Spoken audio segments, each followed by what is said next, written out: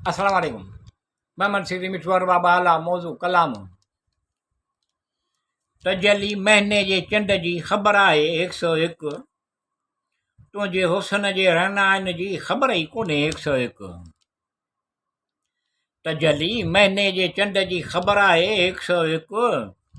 तुंहिंजे हुस्न जे रहनाइन जी ख़बर ई कोन्हे 101।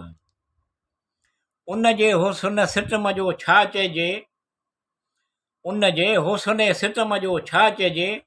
उन जूं अखियूं कॾहिं उन जी मुस्कुराहट जो रंग कलर कहिड़ी ख़बर ई कोन्हे 101। तजली महीने जे चंड जी ख़बर आहे 101। तुंहिंजे हुस्न जे रहनाइन जी ख़बर ई कोन्हे 101। तूं जंहिं तरफ़ तो जंहिं तरफ़ बि मुस्कुराए ॾिठो त ज़रा बि जाॻी उथिया। तो जंहिं तरफ़ बि मुस्कुराए ॾिठो त ज़रा बि जाॻी उथिया। तुंहिंजे अहिड़नि जलवनि जी ख़बर ई कोन्हे 101। तजली महीने जे चंड जी ख़बर आहे 101। तुंहिंजे हुस्न जे रहनाइन जी ख़बर ई कोन्हे 101।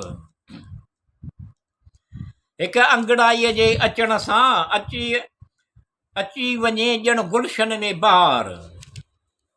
हिकु अंगड़ाईअ जे अचण सां अची वञे ॼण गुलशन में बहार।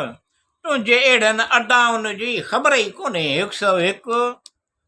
तजली महीने जे चंड जी ख़बर आहे 101। तुंहिंजे हुस्न जे रहनाइन जी ख़बर ई कोन्हे 101। अल्लाह रे जवानी अंदाज़ अहिड़ो मुस्कुराइण जो गुल बि आहिनि हैरान। अल्लाह रे जवानी अंदाज़ अहिड़ो मुस्कुराइण जो गुल बि आहिनि हैरान।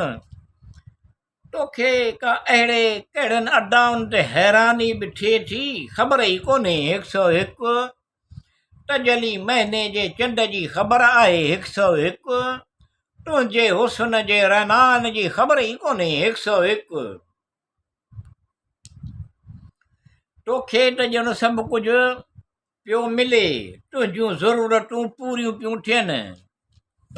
तोखे त ॼण सभु कुझु पियो मिले, तुंहिंजूं ज़रूरतूं पूरियूं पियूं थियनि।